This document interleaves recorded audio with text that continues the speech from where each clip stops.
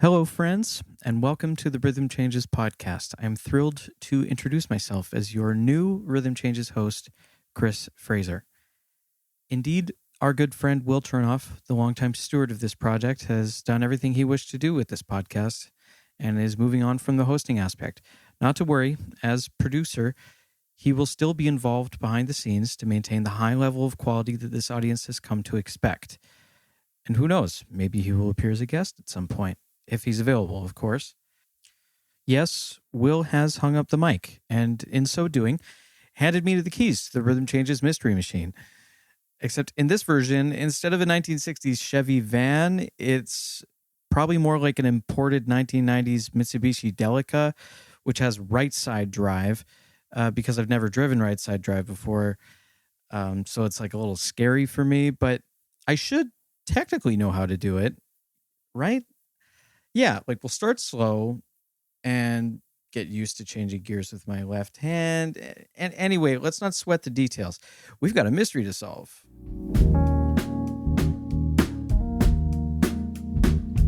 So, like I said, I'm very excited to get started with this whole podcast thing. And, I'm a little nervous, but I think it's going to go well. And I think this episode is a good indication of that because it was just a nice, easy, breezy, low pressure conversation between two friends. So I hope you enjoy it, and there'll be more like this to come.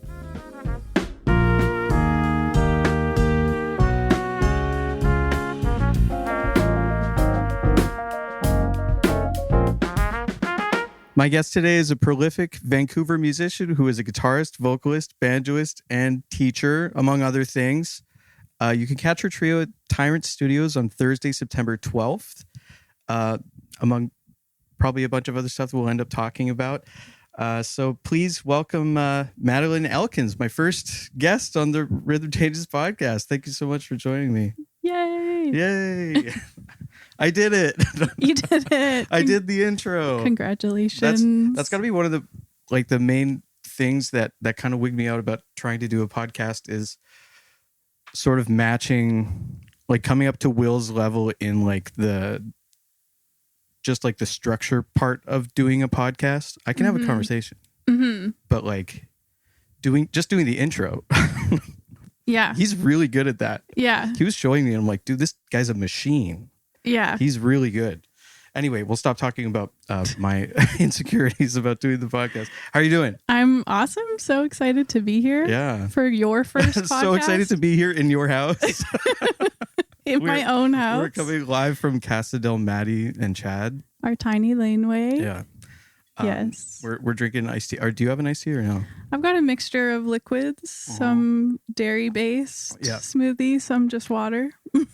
But great. Feeling hydrated. I'm having an iced tea, and I think it's great. Thank you for bringing me an iced tea. You're so welcome. Yeah. Even though right now, like according to the podcast rules, you're the guest.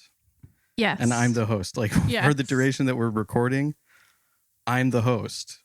And so that's right. But as soon as we turn off the recording, then you're my guest. So if you need anything, let me know. Oh, okay. Okay, yes. I might need to ask you where stuff is. Yeah. But like feel free to ask me where the bathroom is. Like, yeah. Okay. Yeah. Will cool. do. Yeah. Will do.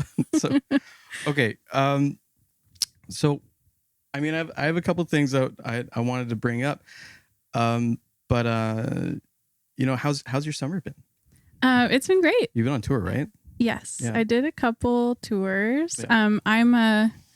I'm like a teacher in Vancouver School Board, and I TOC, which stands for Teacher on Call. They actually call it Teacher Teaching on Call. So Teacher Teaching on Call. They love redundancies. Anyways, it's like definitely freed up a lot of my time to take more gigs and just focus on gigging, which has been, I feel so lucky to do.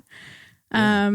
So I've been off, and it's only my second summer of like having that, which has been nice. But yeah, I did a tour with an artist named Maddisun. Her name is Maddisun, but her artist name is Maddisun. Maddisun, right? Yeah. So Madeleine, Maddisun. Yeah. You're both a Maddie. Yeah, exactly. Yeah, it's do confusing. you spell Maddie different? Or are you I think both she spells DDY? it with the I, because like that's how you spell Mad. the first part of Maddisun. Anyways. Oh, all right. I was on tour with her. She's based in the Kootenays in Cranbrook, so we did some dates around there. Okay, cool. And to Calgary. Yeah. And then I did some dates with. Were you driving everywhere? Yeah, I flew into Cranbrook and then she drove us. Okay, all around. Yeah. What's the drive from Cranbrook to Calgary? It's like 4 hours. Oh, okay. Yeah. Yeah. Yeah, it's pretty nice. Well, then that's pretty good then. Mm-hmm. So do you drive through Banff? Or yes, kind of under Banff? You can. You don't have to go through Banff. My like knowledge of it's pretty bad. I'm used to taking the main highway, but anyways. Right. Highway talk. Sorry. Didn't mean to bring up a sore spot. And what kind of music does Maddisun play? So with how would you describe her band, it's kind of more like 70s rock / 90s rock kind of mix of stuff, but it's really in that like rock pop world. Yeah. And 70s rock, 90s rock. Like what's an example of something that it sounds like to you when you're playing it? Or like what are you going for? She's definitely like Alanis Morissette, Sheryl Crow. Nice. But then there's like those like 70s influences of like Linda Ronstadt and that kind of stuff. Eagles kind of world when I'm thinking about the like stuff I'm going to play on guitar and the tones I'm going for. It's definitely more in that space. Yeah. Which is really fun. I don't really play in any bands like that are sonically in that space, so it's cool for me to play with her. So you're breaking up, you're distorting, you're filling up you're filling up a lot of room on the guitar. Yeah. That's cool. That feels fun. Yeah. You can do that. It's nice to feel like big. Definitely like chunky, distortion-y kind of sound. That's awesome. Yeah. Yeah. And what were the spaces like when you were on tour? Like, where were you playing? Yeah, we played in Fernie at this like weekly event they do called the Fernie Social. Yeah. And it was great. It was like this huge event that they had every week apparently, and like 1,000 people go every week, and it's really cool. I've played in the Kootenays a few times now, and every time I go there it has a very different feeling than here. Like people are like wanting to connect with me right away and talk to me and know my whole story, and like there's just like such a tight community around the arts that just it has like a different energy, right? than when you go to a big city. Totally, yeah. I definitely know what you're talking about. Yeah, people are just a lot more appreciative of that kind of thing, and they want to. I guess they're interested in following somebody and like knowing the story of how they got there, because probably a lot of people who live there also have a story of how they got there. Totally, yeah. Everyone's a character. Yeah. So that's great. So you probably meet like. Very interesting people. I always hear of like tour stories where you always meet like the weirdest guy in town somehow, because you're a musician and the weirdest guy in town always comes to the show that's in town that night. And like totally. We had like one day off sort of, and the guy doing sound for us in Fernie lives in Kimberley. Yeah. His name's Ray. Okay. I don't know his last name, but he owns a music shop in Kimberley, and he was like, "Oh, you guys should just come by tomorrow. I'm around all day." Like an instrument store? Yeah. Okay, cool. But I think he owns like a couple in the area. But we went to this one in Kimberley, and it's like kind of attached to his house. And we spent, I think, like 3+ hours with him just playing stuff. And he had this like basement recording situation that was very awesome. Whoa. Yeah. Okay, so it's his house, but it's also a music store, but it's also a recording studio downstairs. Yeah. And that's cool. Yeah.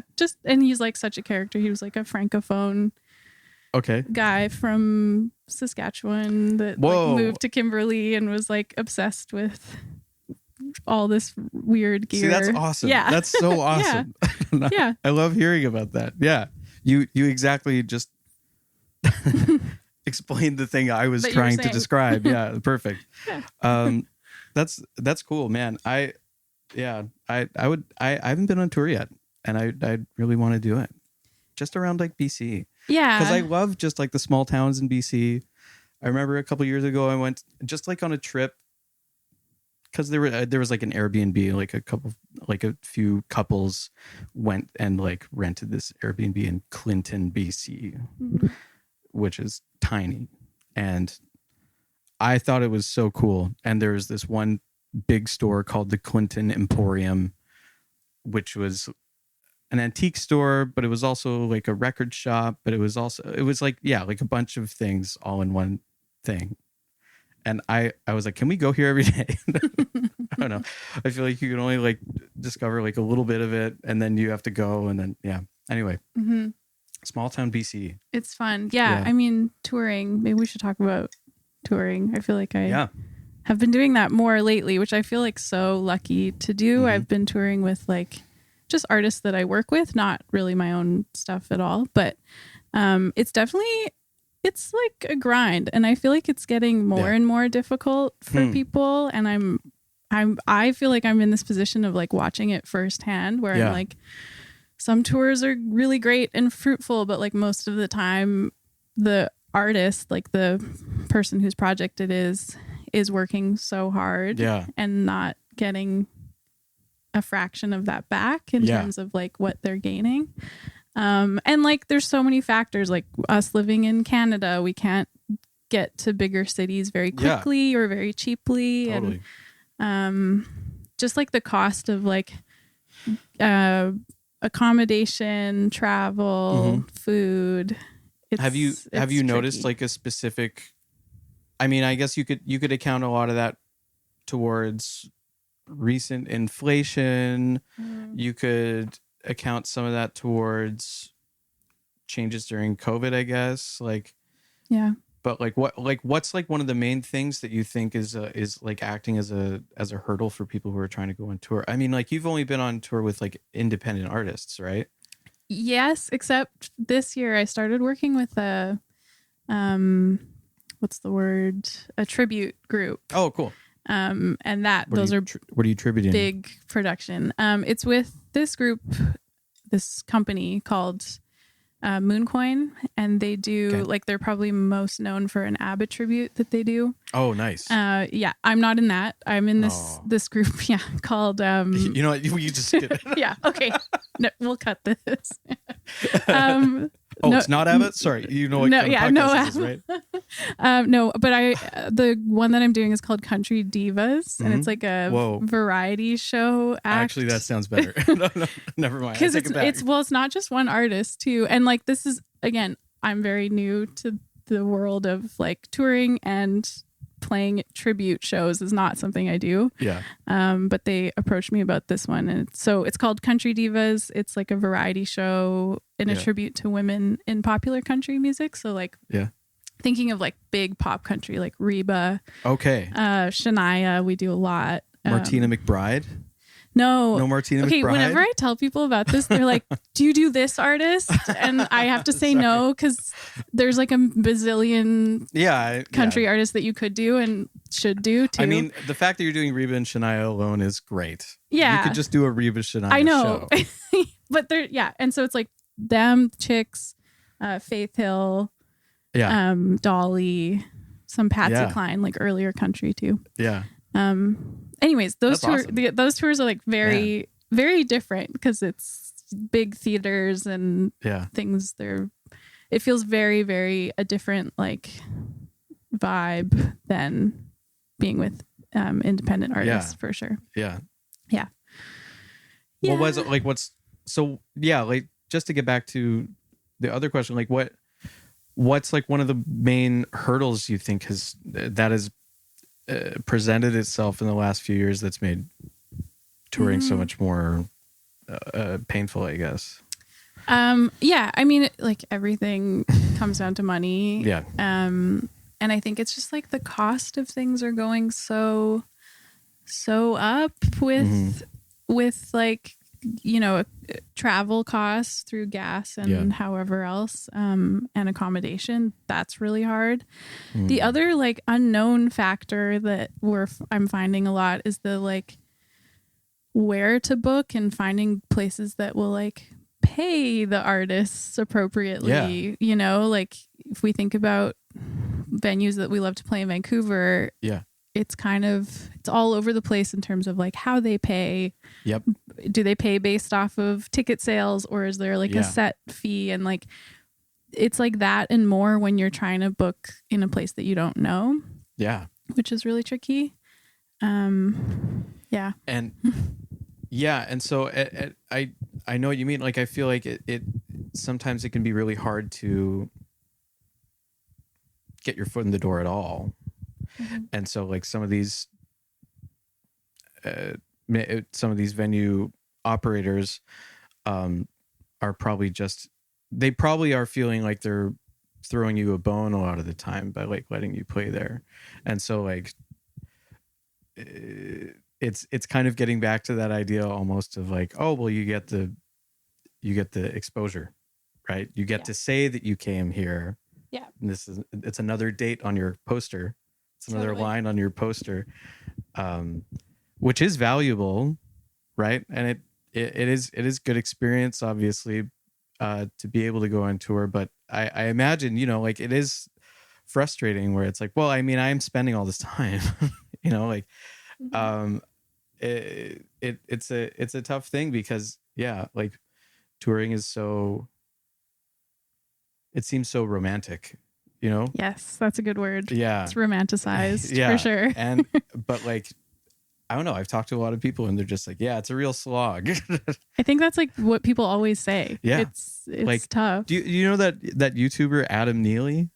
Yeah. Have you seen his tour vlogs? No. His tour vlogs? Man, it seems brutal. And that's a popular band. Mm-hmm. He has a popular band. And like, even just like all the things that he has to go through with that, I don't even know like he doesn't get into the specifics of like the financials or like dealing with pay or anything like that. But I mean, that's it sounds like it sounds rough. Yeah. Like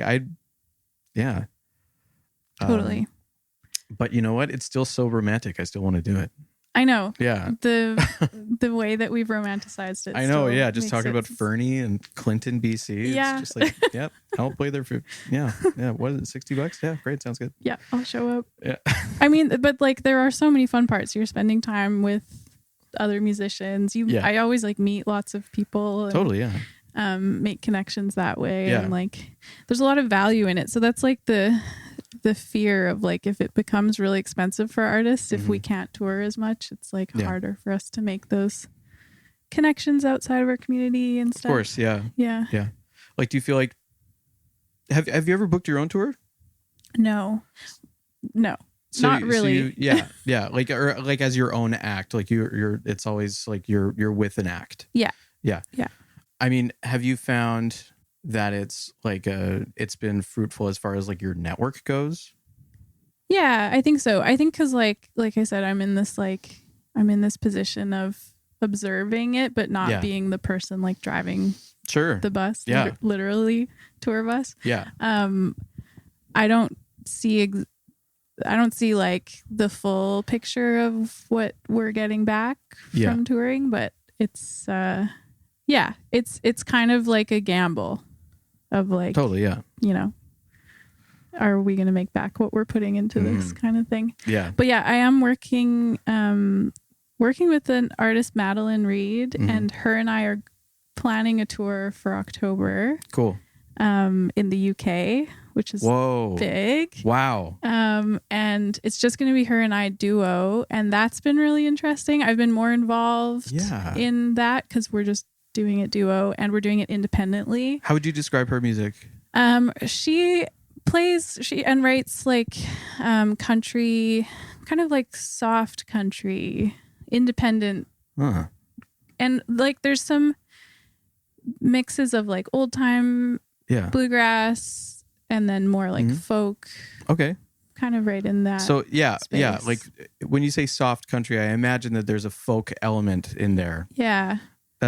That sounds nice. I know that you've played with her quite a bit, and I haven't checked her out yet, and I want to. That sounds really cool. Are you guys going to play in Vancouver at any time soon, or are you just focused on this UK tour? Yeah, right now we're just focused on the UK tour. We did some things in the summer already, but But up. Didn't you guys? Did you play the Heatley? Yeah, if I remember correctly. Mm-hmm. Okay, cool. Yeah. We played there a couple times. Cool. Yeah. As the duo thing?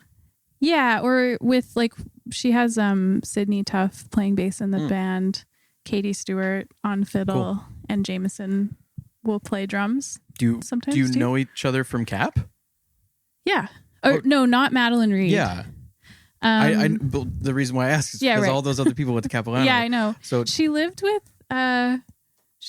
like Yamil and some of Sydney's friends, and that's how they all got connected like that. So there's kind of like a Cap connection, but Madelyn went to Quest in Squamish. Oh, okay. Yeah. Quest. Yeah. Oh, I've heard of Quest. There's a university out there. Yeah. Quest University. Shout out. Shout out to Quest. Quest heads in the audience. Let's bring it back home a little bit. You are originally from New West. Am I correct? Mm-hmm. Were you born and raised? Yep. Mm-hmm. Nice. Yeah, I grew up in Queensboro. It's close to Richmond, but it's technically New West. So is Queensboro? Can you describe where Queensboro is? Is it like an island between? It's New West, but it feels very secluded. Mm-hmm. It's very much like in its own space. It's right. Yeah. Well, where did you go to school? Did you go to school on? Yep. I went to like Queen Elizabeth Middle School. No, Queen Elizabeth Elementary, and then just Queensboro Middle School. Okay, cool. And then New West Secondary after. Okay. Yeah, New West is strange. It only has one public high school for the whole district. Yeah, it's a cute little municipality. Mm-hmm. Yeah. Mm-hmm. So you went to, were you interested in music before you got to high school, or was it a high school thing? I definitely was. I think like growing up in Queensboro, there were not a lot of music things happening there. Like my school didn't have a band program. It wasn't really supported. Mm-hmm. But my mom, I mean, neither of my parents are like musicians at all. Okay. They're both music appreciators, although my dad, not as much as my mom. My dad has a playlist. He doesn't appreciate music? Well, okay. He's had a playlist of like 500 songs, and he only listens to that for as long as I've known. And it's like the most interesting mix of like 90s pop rock to like a German ska band that only sings in German. So that's my dad, and does he have like an iPod? No. So that's just he'll just like listen to it on his computer. So that's my dad's sort of like he has saved the on opposite. his computer. Yeah. He goes home and he opens Windows Media Player and he listens. Of course, all he does. 500 on shuffle, or Sure. or does he listen to it as a playlist, like a true, like he's curated? He's had vibe. He's had this list like as long as I can remember. So if that gives you so nothing within the last 25 years has been added to the list. I don't know. I can't answer that question right now. Okay, that's fair. But that's my dad. He's kind of like this opposite end of the spectrum of like music appreciation. He loves music. He just doesn't know. He loves that. He just doesn't know about it. Music. But so I would say my mom was very much like an influence in me, like taking up an instrument and trying things out. And I like played piano for a while, wasn't really digging it. And then my mom was like, okay, what instrument do you want to try? And I was probably like 10 or 11. Yeah. And I was really into Green Day. They were like my favorite band at the time. Cool. So naturally I said I wanted to play guitar. Did you get a Les Paul Jr.? I didn't. No. No. I just remember that would Billy be cool. Joe Armstrong having that Les Paul Jr. Yeah. I think maybe that was during like the American Idiot era. Yeah. Mm-hmm, mm-hmm. No, not to. We probably shouldn't nerd out about guitars on the podcast. I mean, we could. I know we will. There's a few guitars in this room. Yeah, there were quite a few. I do. I'll ignore them for now. I'll save it for the very end. Okay. They're all staring at you. So okay, so you loved Green Day. You wanted to play guitar. What age is this again? Like 10. Awesome. Mm-hmm. And so you start taking lessons. Where do you get lessons? Mm-hmm. In New West, at the time there was like one main lessons shop called Neil Douglas Guitars. Right. And my mom, I was like a pretty shy kid. Mm-hmm. Like I definitely was not super talkative. And my mom was like thinking, oh, it would be nice. Maybe she would enjoy like taking lessons with a woman. Mm-hmm. And she looked at the list that they had there, and there was a person named Kelly. Okay. And she signed me up for lessons with Kelly. Mm-hmm. Kelly turned out to be a man. Oh. So it was perfect. All right. It was actually Kelly Brown. Do you know him? Kelly Brown. I know the name. Yeah. He went to Cap like at the same time as I think like Darren Radke and Steve Maddock and he's in Siri like and like 90s, all those people. 90s generation of cappers. So that was why, like, that was the sole reason why I ended up taking lessons with Kelly Brown, was because my mom thought Kelly was a girl's name. Sign me up for with So that wasn't you making a request. You weren't. No. Yeah. No. It was fully my mom just thinking like, oh, this would be a good idea. Probably. Yeah. So yeah, it all worked out. And I think like that had an influence on me getting into jazz too. Like Kelly, my mom would listen to a lot of like bluegrass and country music. That's definitely like part of my listening history growing up. And Kelly has some family members, I think, that play bluegrass music. He has a background in playing bluegrass. So I actually started guitar through bluegrass music. Oh, cool. And / Green Day, both at the same time. Yeah. Naturally, of course. Yeah. And then color related. Yeah. Music. Yeah. But he would always be like playing some kind of chord melody or playing some jazz chords as I'd be like setting up, and I'd be like, oh, Kelly, what are you playing? How do you play chords that have that many notes in them? Yeah. So I think he definitely, that like me experiencing that was like, oh, I would be interested in learning some jazz stuff, some jazz voicings. And then I went to high school, and so he kind of like turned your ears on to like that kind of sound on the guitar. And yeah. And so like, this is still before high school, or like during high school? Maybe it was probably like right as I was getting ready to go. How long did you get these lessons for? I think like most of my, I guess I started when I was like 11, and then most of my high school time I kind of fizzled out at the end of high school. So pretty long. Yeah. That's pretty good. 6 years. That's awesome. Yeah. Wow. That's great. Yeah. That's so cool that like it happened to be like someone who had gone to Cap and everything, like, and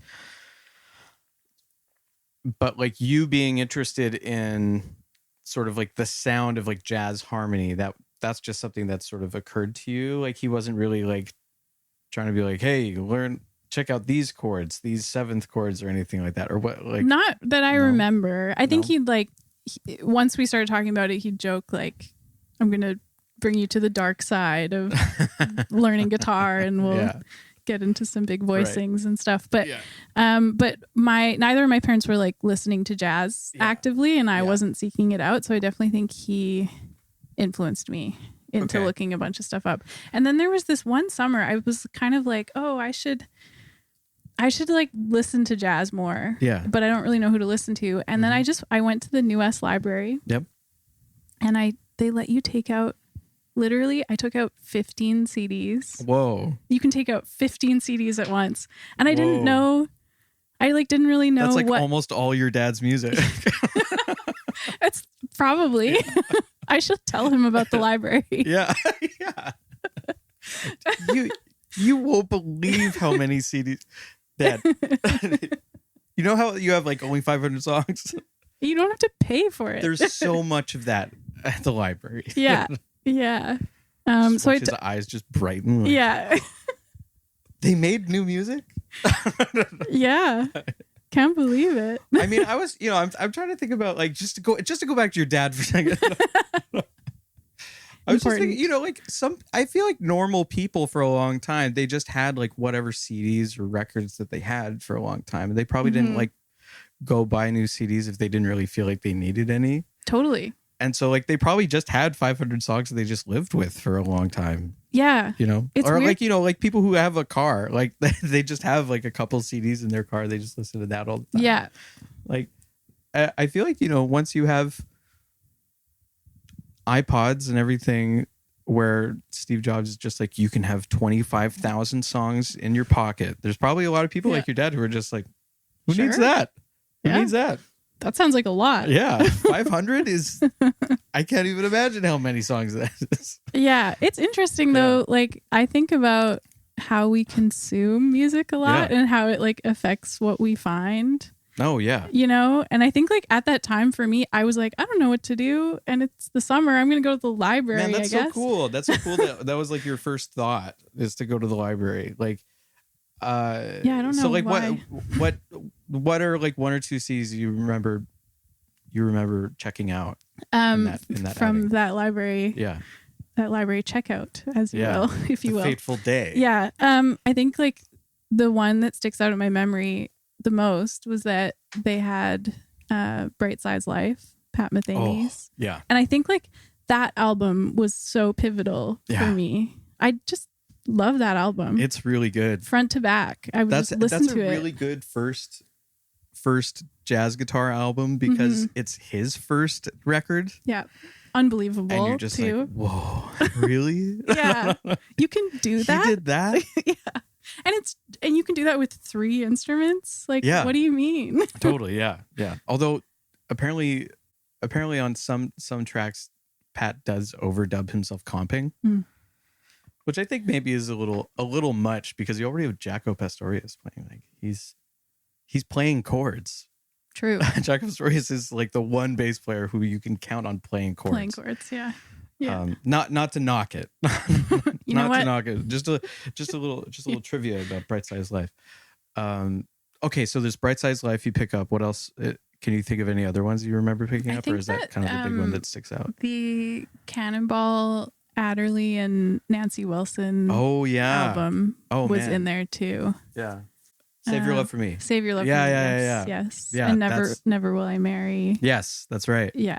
Yeah, that's an awesome also first one to have. Because I remember for me, like one of a couple of the first jazz CDs I had were ones that I think we had taken from my grandparents' house.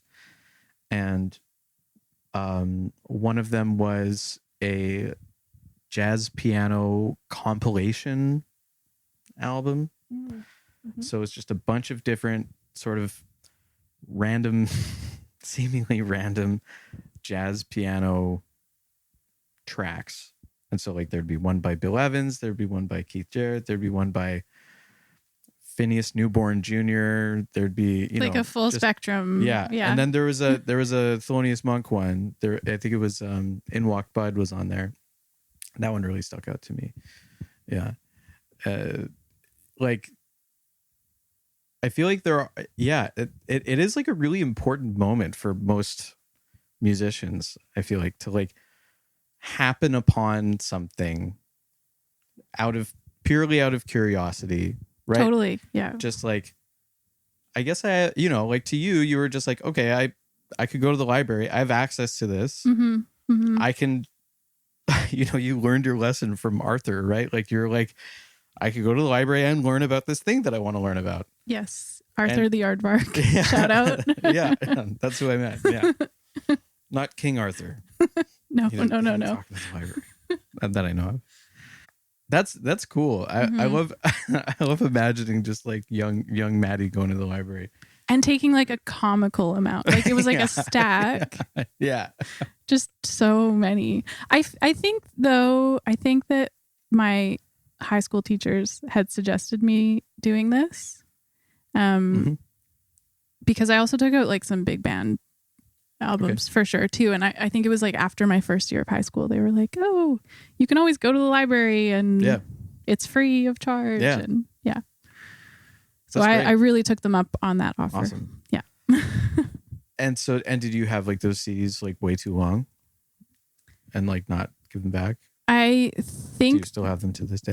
That's a good question. I cannot answer at this time. All right, that's fine.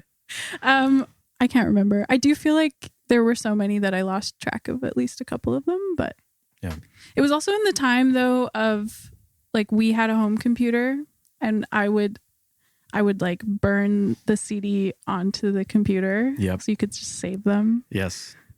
Wonderful technology. I know. I've been looking on Facebook Marketplace for a CD drive that I can plug into my laptop because I moved last year and I finally got my like CD system working again, like my JVC CD system that I low-key stole from my brother. And I have a bunch of CDs and like I've been listening to CDs and like just to talk about like what you were saying about like how we consume music, like it is different. Totally. Like just like the ritual of like getting the CD, putting it into the CD player, pressing play, just that alone makes it feel so much more important to listen to the music. For sure. Than just streaming it. And like listening to an album in the album order. Yeah. That they intended. Yeah. Front to back. Absolutely. Yeah. That too. But also, man, like me and Steph, we were in the living room and I put on this record. I think it was like a Hank Mobley record or something like that. I put it on like after I plugged everything in, I finally moved it over to like where I wanted to set it up. I set everything up. I plug it in. I put in the CD and it starts playing. And I'm like, wow, that sounds so good. Because like up until then, I had been listening. If I was listening to any music that wasn't in my headphones, just like out in the living room or something, it was coming out of the sound bar under my TV and just playing on the Apple Music application on my Xbox. And so I was like, oh wait, no. It doesn't matter what record it is, but it was a Joshua Redman record. But just for my own records. Keep track. Just to keep track. Yeah. Just to stay honest with it. I don't want to feel later I'm going to feel like I lied to you. It was a Joshua Redman record that Pat Metheny is on. Anyway. Love it. Love to hear it. I'm making the connection. This is my first podcast episode. Please. We must have seamless transitions. Yeah, that's right. Time. Yeah, there needs to be.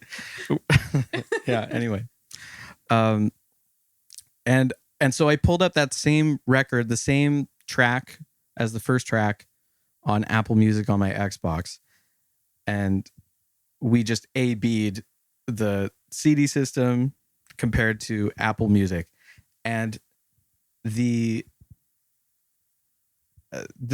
difference in quality was unbelievable. Like just from like CD into like a proper speaker system compared to a soundbar, and like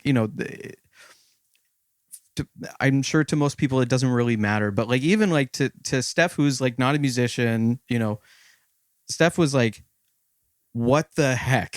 Like this is crazy how much different it is. Like the sound stage, the clarity, the dynamic range and everything like is completely different. It's so compressed on the streaming services, and that used to be something that I didn't really care about. I used to be like, oh, well, I mean, I can hear the gist of the music and that's all that really matters to me. I never really cared all that much. But now that I really have this set up and I have it like really compared to what I was living with, it's like, oh man, like I want to only have CDs now. Totally. Yeah. I was same as you. As long as I can hear the guitar tracks. Yeah. That's all I care about. Yeah, totally. Yeah. That's the literal only thing. But my partner definitely appreciates having good quality sound. Sure. And it makes such a big difference hearing all those little details that go in production and everything. Yeah. Totally. Yeah. Well, I want to talk a little bit more about your early early music days. So, you went to New West. Sorry, it was New West Secondary. Yeah. And did you meet a lot of musicians there? Yes. Okay, let's talk about definitely. that. So I know that you have a lot of friends who are musicians who are also from New West. Mm-hmm. So who is like the first musician friend that you met at New West Secondary? Probably none other than Will Chernoff. There he is. I would say, yeah, like musically, yeah, he's been my longest lasting music relationship. That's awesome. And like friendship. Mm-hmm. So shout out to the producer. Was he playing the bass? Yeah. Yep. But yeah, I was in like when I was at New West Secondary, it was like this time where there were so many people who were very invested in the music program, which is very rare. Mm-hmm.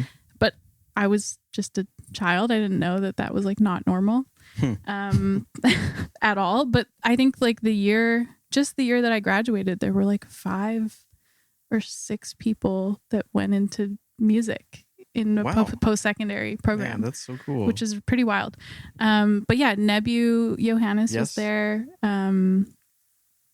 Kaz Takasuki, do you know him? No. He's a trumpet player from Japan, and he lives there now. But he went to McGill for a while. Oh, cool. He actually met Michael Kim, I think, when we were all in high school. Okay.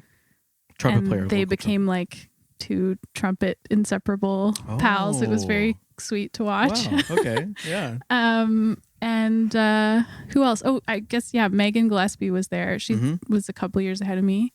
Okay. When I was in high school. Yeah. I feel like that would probably That's the be New West crew. Yeah, New West crew that are doing jazz things. So you and Will and Nebu, were you all in the same year? Yeah, Nebu's a year ahead of us. Okay, yeah. And of those 4, not including your friend Kaz, you all ended up going to Capilano University. Yes. In the jazz music program study program. That's right. That's right. I mean, yeah. Nebu went to Humber. Oh, that's right. Yeah. I know Nebu from Cap, but I know he was only there for a little bit. Yeah, just for like a tiny bit. So yeah, he went to Humber, that's right. Yeah. But you and Will ended up going, and Megan was already there. Yeah. By the time you got there. Yeah.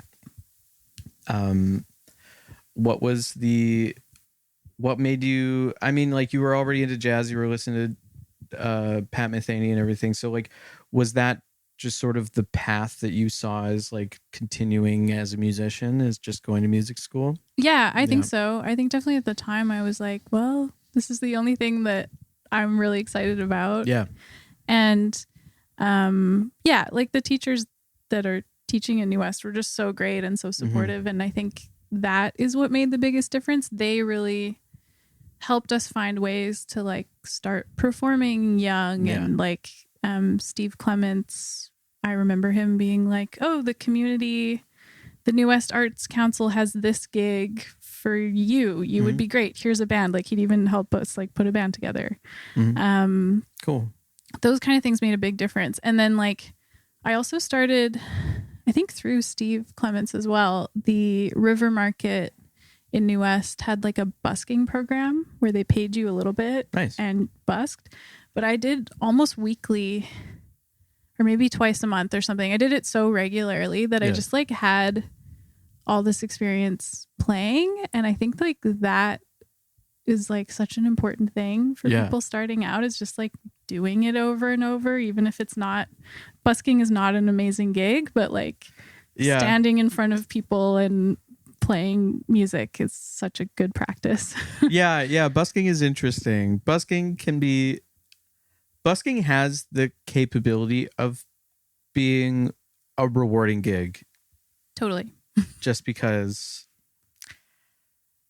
like there is sort of like the exploitative element of it where you're just like, I really am like exposed to the elements here. And like, you have you don't have a green room, like For sure. There's all those Sometimes things you have about nothing. it. Yeah, literally you have nothing. Like no outlet. This River Market one was great because the River Market's inside. Yeah.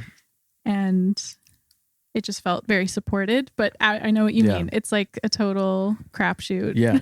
Well, but it's also funny because you do see, obviously like you'll see like kids who, and like it might be one of their first like times being exposed to live music.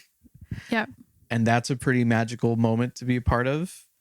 But also, I mean, I've been in situations where I'm busking and it seems as though like certain people have a reaction where like they are completely flabbergasted by the existence of live music. Totally. Like some people just have no clue that this is a thing. Totally. Like they just go through their life like just sort of forgetting about music being performed live and how it's like a different experience from listening to a record or whatever. Like, and that's also a cool feeling just to sort of like be sort of a passive reminder for people. It's just like, this is a thing and it's a lot of fun. Yeah. I think it's a good experience to like play for those types of audiences. Yeah. Where you don't know what they're going to be and they don't know, they weren't expecting you at all. Yeah. Yeah. So what kind of stuff were you playing when you were busking? Oh, I was like sort of, I think at the end of my high school time. Yeah. So I think it was just like my favorite songs. Yeah. And I would just play them and sing too. Yeah. But like a mix of, because I was playing jazz in high school, we were definitely doing jazz stuff, standards. Yep. Sometimes I would sing them, sometimes we just play them. Yeah. It was, mostly just Will and I playing duo busking. Okay, cool. I think sometimes I did it by myself or with another person, but yeah, it was very casual. But like, nice. My point is, it was like, I think such a great experience for me to like have that just practice of playing over and over at a young age. Totally. Yeah, man. I mean, just having any sort of like real, because like busking is sort of its own thing, but it still is gig experience. Mm-hmm. And so like having any sort of gig experience at that age is, I think, really, really, really important. Totally. So like that must have made it easier in other performance situations that you would end up having to get into, right? Because I feel like sometimes people go into music school and they don't really have much performance experience outside of recitals. Yes. Yeah. Yeah. 100%. Which are a completely different vibe. Totally different. Yeah. A recital does not feel like there's a reason real why life. we call them recitals. Yes. And like not something else, not just like a fun show that everyone can go to. It would be funny if I called my gigs recitals. I'm just on my way to my recital. I think we should bring it back. Got all my distortion pedals ready. Yeah. For my big recital. It's funny. Like recital has so much baggage, but it I don't know. To me, recital is just a show where everyone's quiet. Yes. Is that fair? A show where you must be quiet. You must be quiet unless you're the one making the music. Yeah. Yeah. Like I feel like sometimes, because it is a different vibe when everyone's quiet. Totally. Totally. When was the last time you played a show where like everyone like STFU? Like good question. It's a different thing for sure. It's hard to come by. Yeah. Like in our line of work, at least it's kind of hard to come by like a show where people are truly quiet. Mm-hmm. Yeah. I can't think. I mean, I guess like any theater show that I've done recently, people are like sat down in a theater watching you quietly. Right. All those Country Divas gigs, are like cool. Technically a quiet. Do those feel like theater. high stakes situations? Yeah. I would say that's the most high stakes gig I've ever done. Maybe ever will do, because we're playing 2 tracks a lot for a lot of it. Yeah. I'm the only person playing guitar, which for that country music, like there's like 5 guitar tracks on every song. Oh, wow. You know, like you can't. You just can't. So I'm playing like lead stuff, and I also am playing like the transcribed solos off of the studio recordings. Yeah. So it's awesome. Yeah, it's been really awesome. good for my transcribing brain again to wake up. Totally, yeah. But yeah, definitely the most high stakes thing. I mean, yeah, very recital like actually. You gotta have like a true challenge though. That's gotta be like very. Yeah, it's gotta feel like really rewarding. It did. I had a lot of stress though. I kept saying when I was learning all those tunes, I was like, something's happening. Like I feel like my brain is going back into like cap days of like I'm cramming for a playing test right now. Oh man, yeah. Because I also memorized cramming 30 songs and all those solos, and I was like, literally, I just sat down. I think I had a day where I was practicing for 8 hours straight to prepare for that gig. Wow. But it was good for me. I think like sometimes, I don't know if you experience this, sometimes I like get a gig like that and I feel like it's a stretch for me, but I like want the challenge. Like I want to accept the challenge of it. Yeah. And for better or for worse, because like it caused me a lot of stress. Yeah. But I am stronger from it, you know? I mean, I think that's the main takeaway is that I feel like for whatever reason, the experience of going through, a lot of the people that I know who have the experience of going through music school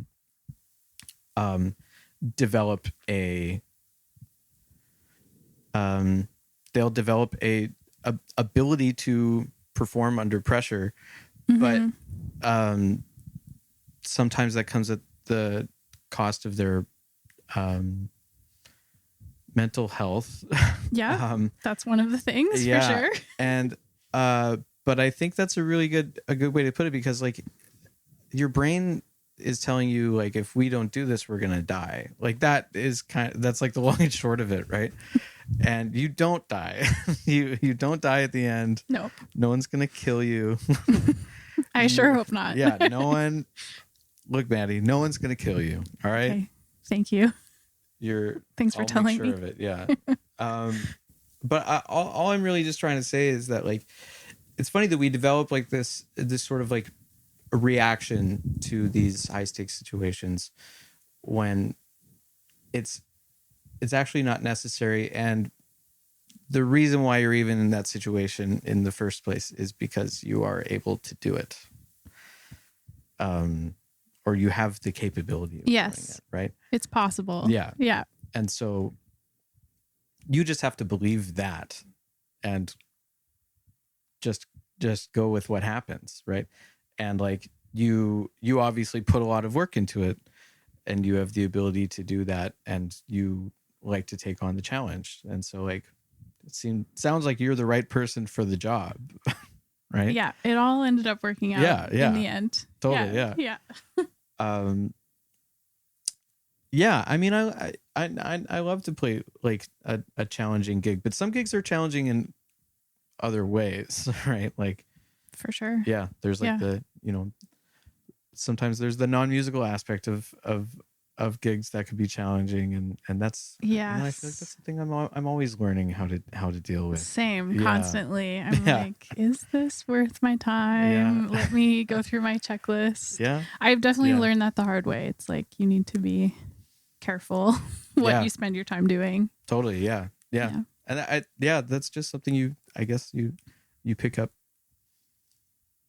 You pick up an ability to see red flags and that kind of thing. And that's cool. Are you going to be doing any more work with that band? We will for sure, but I don't think we have anything till like June of next year. Cool. So not for a while, but like now it's great because I did learn all those solos. Yeah. So now I have them. Yeah, exactly. That's good. Yeah. You teach. Oh, teaching. Yeah. Yes. You teach a lot. Uh-huh. How long have you been teaching for? Well, I taught lessons right after CAP, as most people do after music school, I think. Through various places, spaces, Long McQuaid being one of them. And that was great.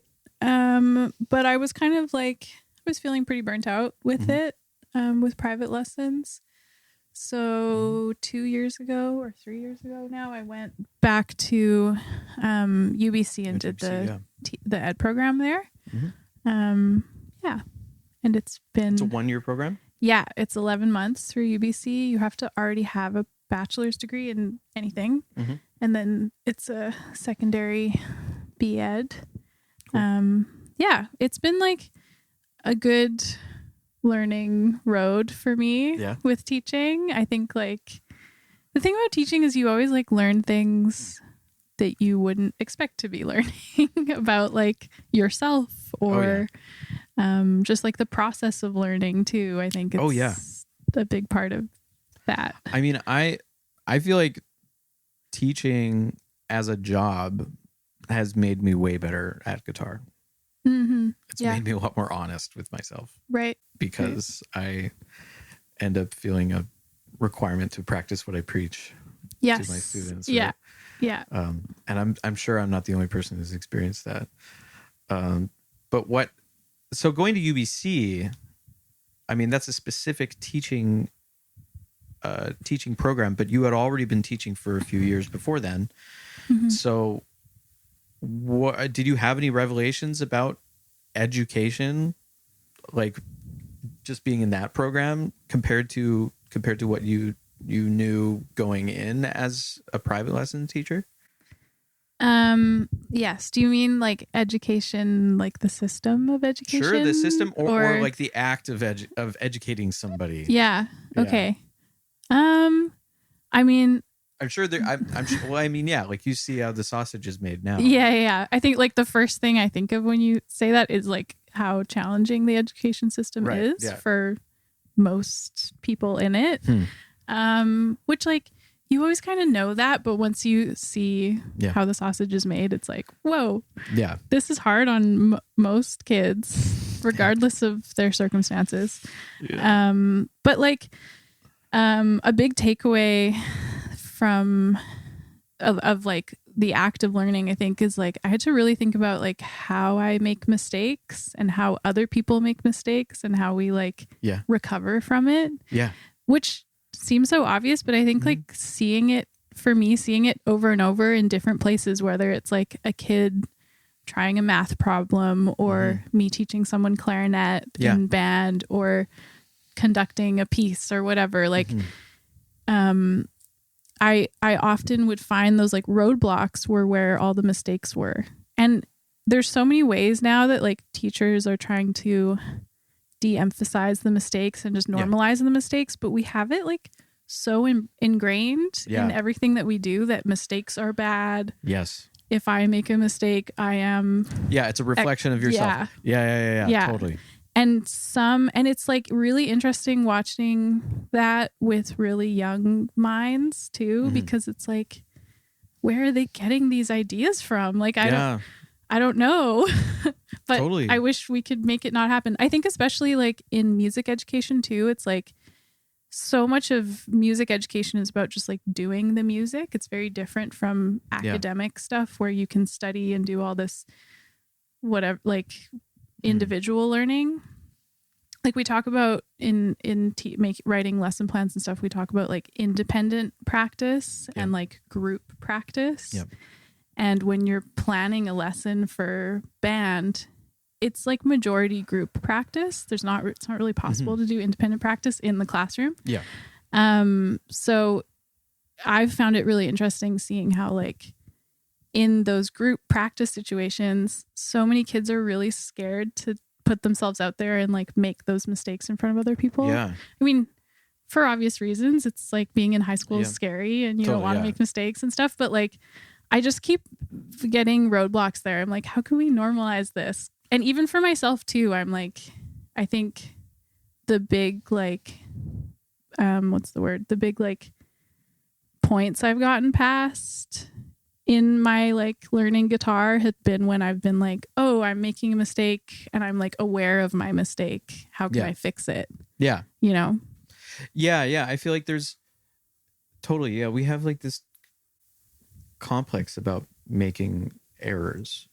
And you know, like, yeah, there's these young kids who have these negative reactions towards making a mistake, and you're like, how do you know this? And you realize, oh, right, your parents probably went through an older system where they learned this, and they're probably not even realizing it, but like teaching you to have this connection to perfection.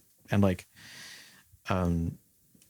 music is an interesting thing because, well, one thing I think maybe that it goes into it is that we have a kind of intrinsic understanding of what sounds good, especially when you're playing, you know, like beginner level music.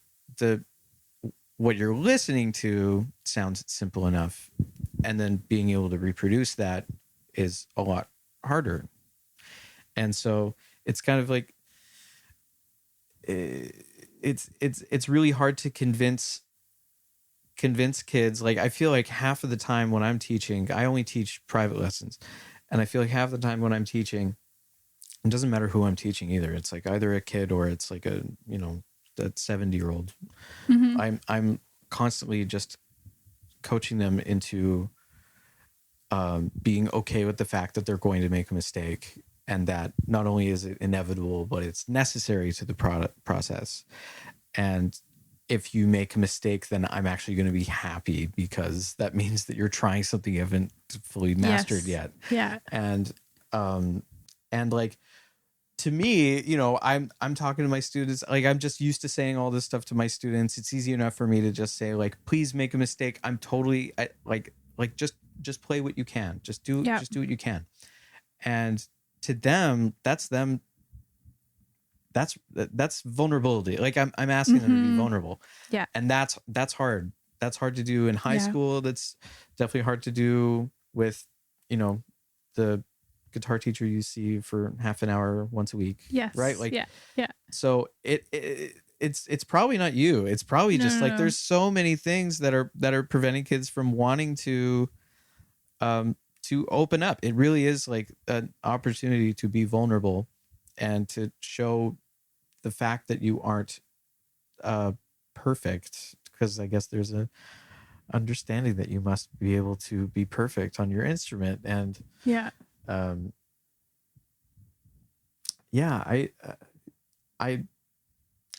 wonder what we can do to remove the stigma around mistakes, especially when it comes to music.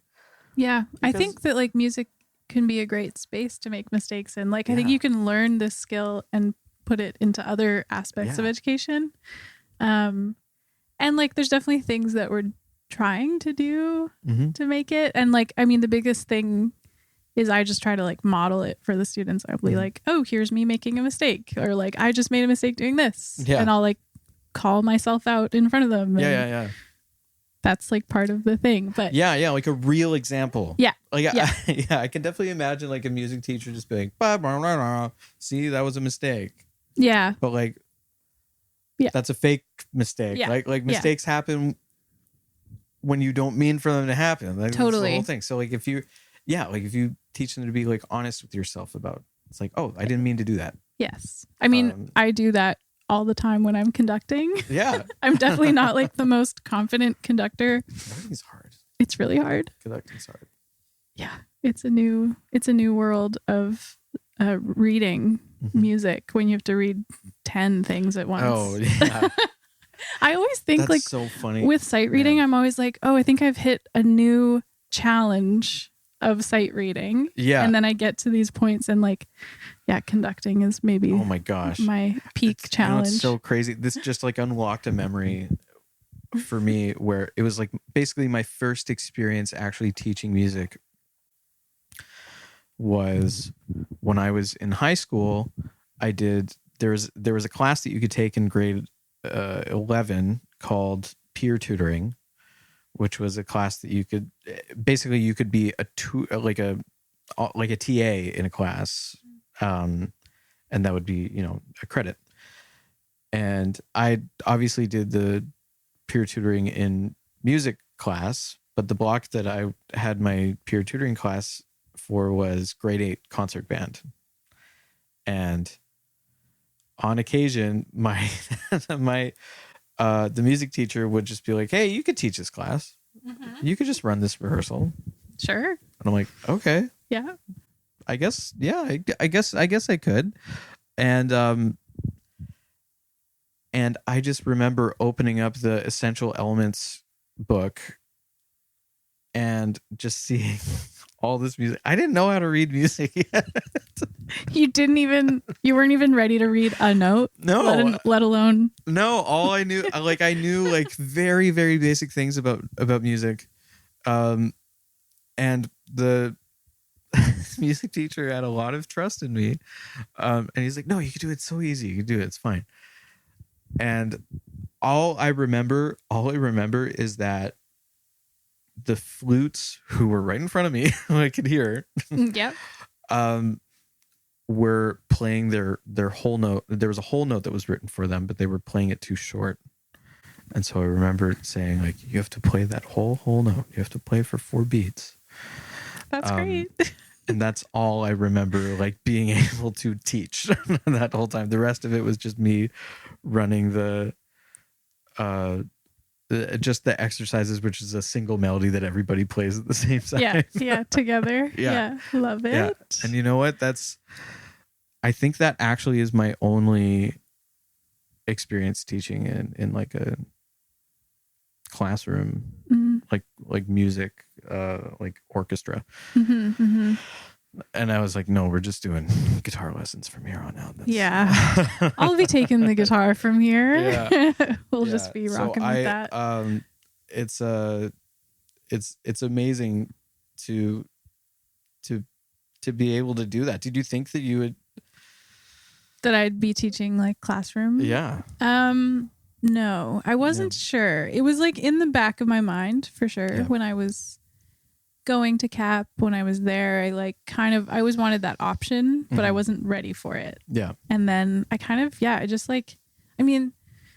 the pandemic happened too, and I think a lot of us reassessed what we were doing and everything. And I just started to feel so burnt out about teaching privately that I wanted to try to switch it up. Yeah.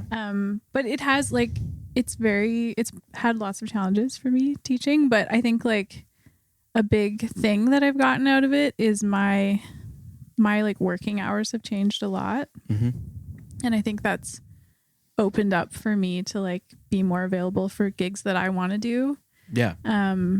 Because teaching privately, like you're teaching in evenings and weekends a lot of the time. And that's what I was doing. Like I had my full Saturday booked off. Like I just couldn't do anything then.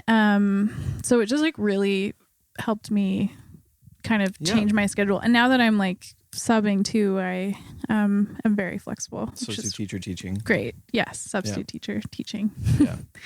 Yes. Yeah. That seems to be, for people who are working musicians, that seems to be the move for sure. I know a couple of people who are doing that. Yeah. And it's great because you can just take the work when you want. Yeah. It feels like being employed and unemployed at the same time. It has the benefits of both. What a vibe. Yeah, which is crazy. Yeah. Really wild. Yeah.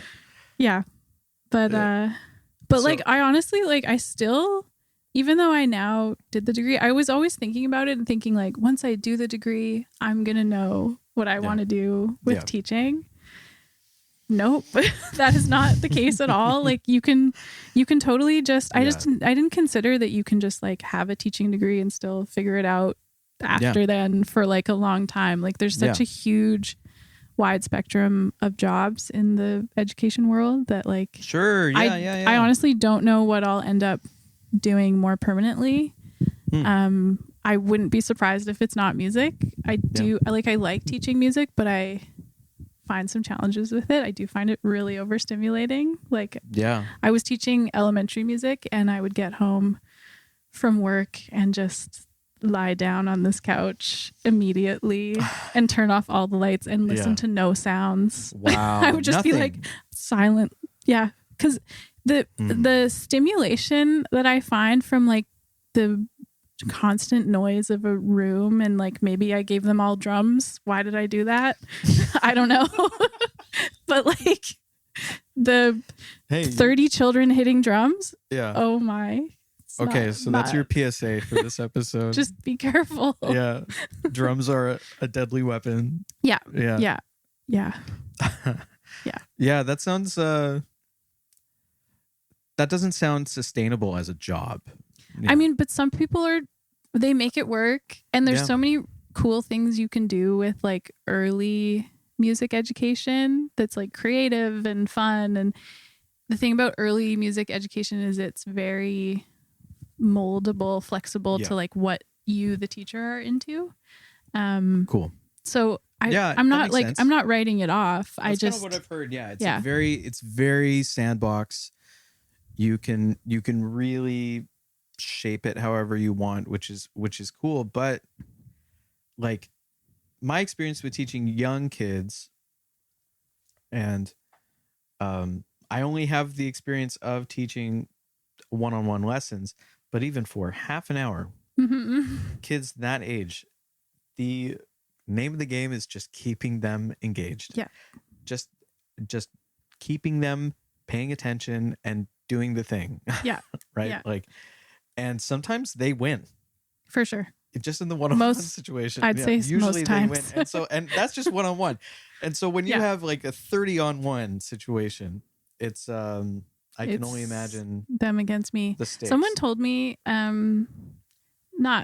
this isn't like an official whatever education thing, but someone did tell me that you can kind of gauge their like attention span based off of their age. Like a 5-year-old has like a 5-minute activity in them, and then they want to go to another 5 minutes. Yeah.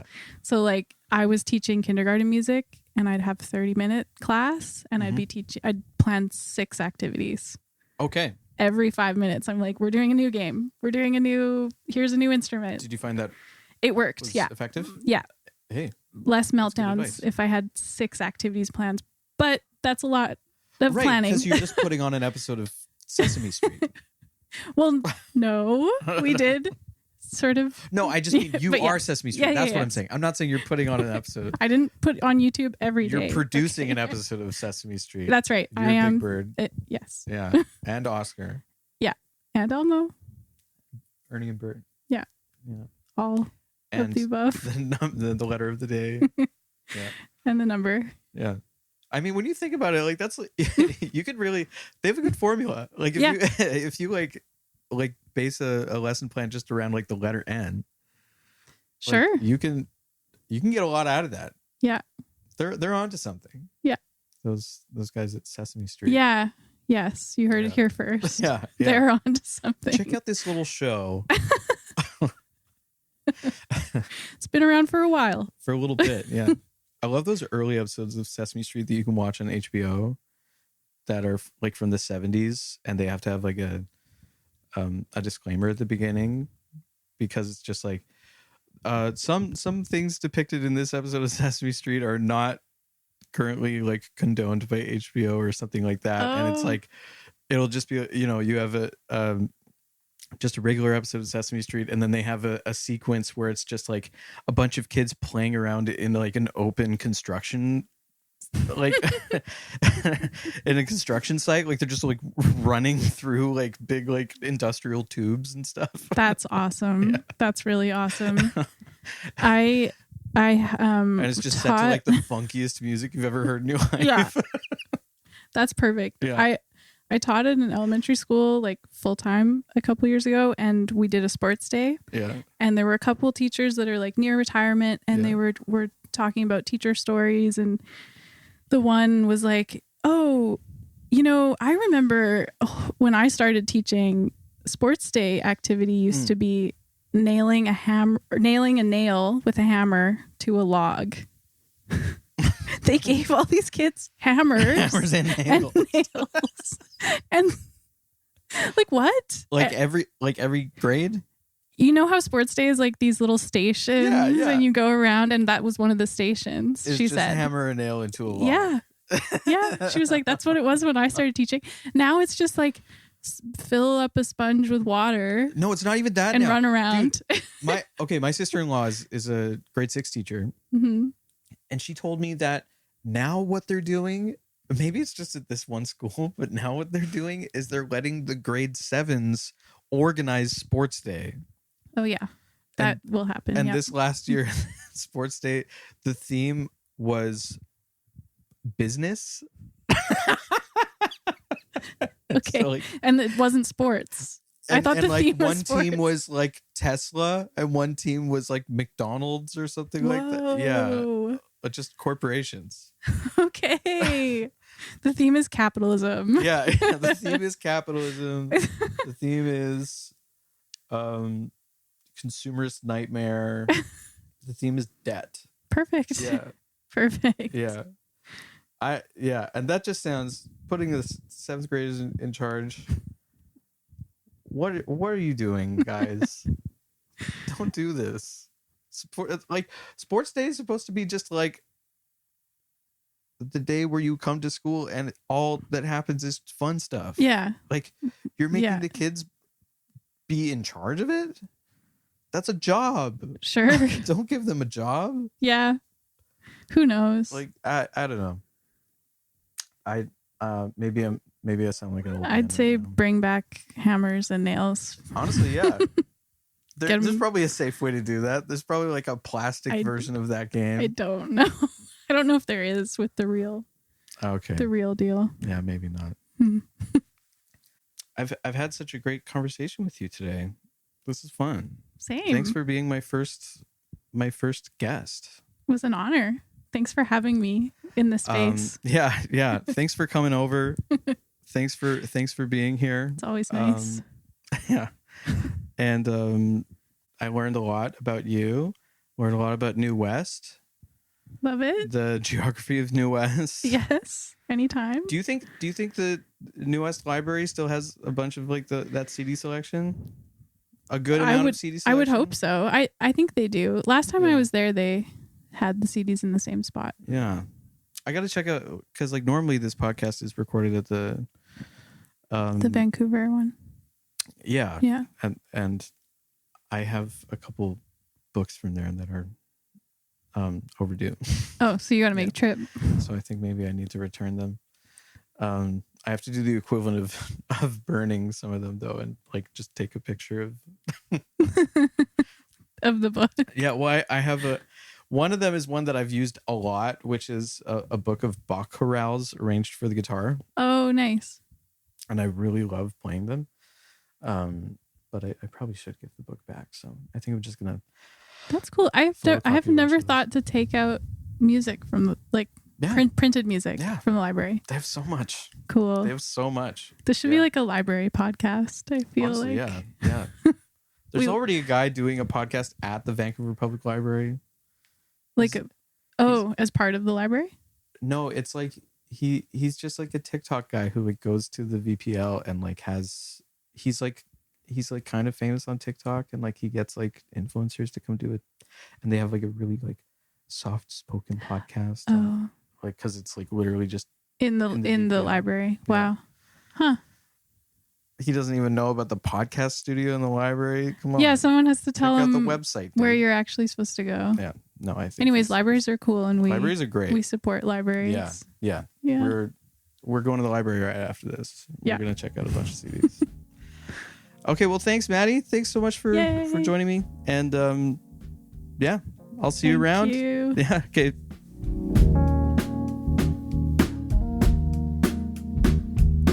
Thank you for tuning in to this episode of the Rhythm Changes podcast. If you enjoyed it, become a member for free today at rhythmchanges.ca and get the free weekly email featuring artists, events, and recordings in our scene, plus the week's upcoming events from the gig list. Rhythm Changes is a turn-off music production. This episode was hosted by me, edited and mixed by Justin Gorey, and I'll talk to you again soon.